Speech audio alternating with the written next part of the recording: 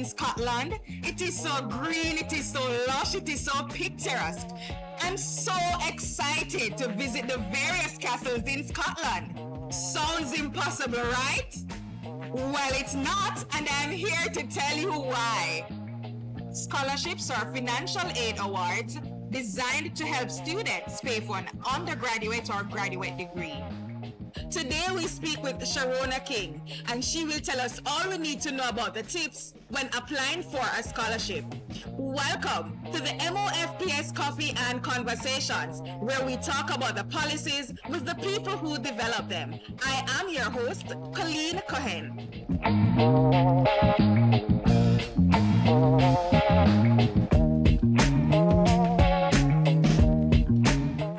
Today we're taking several sips of coffee and having a conversation with Sharona King, Senior Director, Strategic Workforce Planning and Improvement. Hi Sharona, how are you? I'm very well, thank you. Awesome. So today we're talking about scholarships. But before we have that discussion, tell us about yourself. Okay, well, Sharona joined the Ministry of Finance and the Public Service in June 2008. Actually, tomorrow is my 15th anniversary with the ministry. 15 years? Yes. And that's a lot of years. Yes, and I joined as a human resource professional, and I've been working in that capacity at several different levels over the period. I joined the Strategic Workforce Planning and Improvement branch in October 2022, so I'm just about nearing 8 months in the branch. Wow. So you have had an exciting journey. An exciting journey indeed. Awesome. So today we are here to have the discussion about scholarship. Tell us who can apply for a scholarship. Well, any Jamaican can apply for a scholarship as long as you meet these requirements as stipulated in the scholarships that are advertised. Right. So you have shared with us who can apply for a scholarship. So now I'd love for you to tell us what are some of the requirements or the qualifications when applying for a scholarship. Okay. Depending on which scholarship you're applying for, each scholarship has different criteria. So it's important that whoever is intending to apply and to achieve an award for a scholarship, that you familiarize yourself with the ads when they go out. So if it's a first degree, it might require that you perform highly in CAPE and CSEC. If you're applying for a master's degree scholarship, then it might be a little more, and it might come with experience as well. So it is important that potential awardees familiarize themselves with the scholarships. And it is always so important that you visit the websites of the donor agencies or the governments where the scholarships might be advertised. For example, the Organization of American States. They have a lot of information there. So if you familiarize yourself, then you'll be good to go when you put in your application. You stand a better chance of achieving one of those awards. Wow. So you're saying that I stand a chance of getting a scholarship? Most certainly. Awesome. But Sharon, I want to go back to the first question I'd asked you about who can apply to the scholarship. Yes. You had mentioned only Jamaican citizens. So you're saying if a Nigerian who is living in Jamaica and they want to apply for a scholarship here, they cannot apply. Only Jamaican citizens can apply? Right. At this time, they wouldn't qualify. Why wouldn't they be qualified? Because the scholarships are... Most of them come to Jamaica through a bilateral or multilateral agreement with the government of Jamaica. So it stipulates, and the government stipulates, that the scholarship awarded, because when the awards are given, the government stands security for those awards. Oh. Hence, we will go into the bonding process, which will highlight why only Jamaicans can apply and obtain those scholarships. Okay. So what if the Nigerian who is currently residing in Jamaica obtains a Jamaican citizenship? So now they have dual citizenship. In that case, can they now apply for the scholarship? They would possibly qualify. Oh, Yes. Nice. So I need to tell my Nigerian friends then, who are also Jamaican citizens. That's really nice. Yes. Thank you so much for sharing that information. All right, another question that I'd love to ask you. What are the types of scholarship that your unit or your branch normally advertise on a yearly basis? We advertise for first degrees, second degrees, and even sometimes PhDs. And we also advertise for developmental short courses that are offered by some of our strategic partners abroad. Right. So it's not just long-term scholarships, but there are awards that we administer on behalf of the government of Jamaica. Right. I know so many persons are excited right now, tuning in just to listen to the various tips that you have to share about scholarships. And I know that the Shevening Scholarship is coming up, the Marcus Garvey Scholarship is coming up, the Commonwealth Secretariat Scholarship is coming up. Tell us about the Marcus Garvey Scholarship. All right, the Marcus Garvey Scholarship, that's specific to Jamaica, and we hold that dear to our heart because it's a Jamaican scholarship. That was implemented in 2 years ago. We have the second cohort currently studying, and we recently advertised for the third cohort, and that is now being processed. So the awards will soon go out round about August. Woo! Right. And as we advertise and as we make that award in August for the third cohort, then we will start advertising again for the fourth cohort. Because initially it's supposed to run for a 5-year period. So initially we are supposed to have 5 cohorts over the period. Right. I'm excited, Sharona. I'm truly excited about the scholarship that you just mentioned. So you have shared quite a lot about scholarships and various tips and the various scholarships that is currently being offered through your branch. I wanted to know, tell me, what are some of the main functions and the roles of your branch? Okay, the branch, we have 2 main functions. What most people would be familiar with is scholarships and assistance.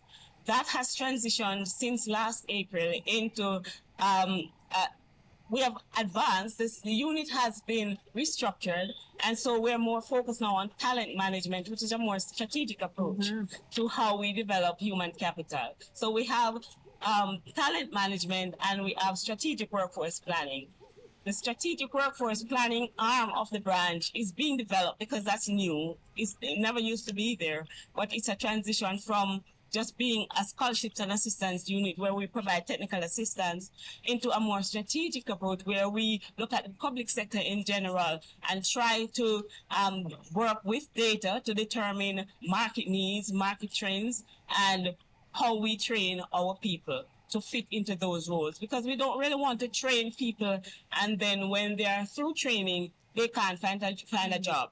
So strategic workforce planning will be looking at what the market demands and what is being offered in the universities and to guide the ministries, departments, and agencies when they look at their needs analysis to determine how they train, what is approved for scholarships.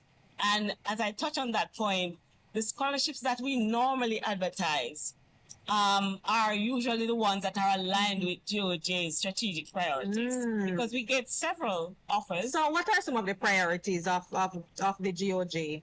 So we're talking about health, we're talking about climate change, which are current, we're talking about technology. So what about crime, violence? Yes, we do have that as a strategic priority as well. So any course that will provide a senior level scholarship that can provide leadership in that regard. Or enhance or benefit Jamaica. Precisely. Right. So we have had people from the JDF applying. We have had people from the JCF applying to attend those crime-related and scholarships. Right. I'm happy that you mentioned that persons from even the JCF or the JDF are applying to some of these scholarships. Correct. I'm happy that you share that. We have shared so much today, Sharona, don't you think? Certainly. So because they have shared so much, a lot of information was shared. I wanted to give us 3 takeaway points, that leaving this conversation today, we can say,